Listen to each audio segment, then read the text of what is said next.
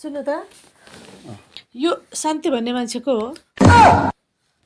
यहाँ अलिक साह्रो भन न सुन्नेन कि के भनेको अरे यो शान्ति भन्ने मान्छे को हो भनेको क्या अघि 10 मिनटदेखि मेसेजहरू आएको आइछ घरि ई सेवा गरिदिनु घरि फोन पे गरिदिनु भनेर यहाँ मेसेज पठाएछ को हो यो शान्ति भन्ने मान्छे सुनेन कि अलिक साह्रो भन न के भनेको भने यहाँ त सुन्दै सुन्दैन के भनेको भन त अझै शान्ति भन्ने मान्छे को हो भनेको क्या तिमी यता हो त यता बस त तिमी उतापट्टि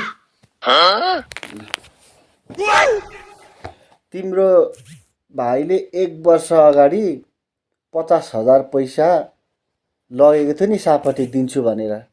त्यो कहिले दिने अरे हँ? के भन्नुभयो तिम्रो भाइले 1 वर्ष अगाडि 50,000 पैसा सापट्टि लगेको थियो अनि तिमी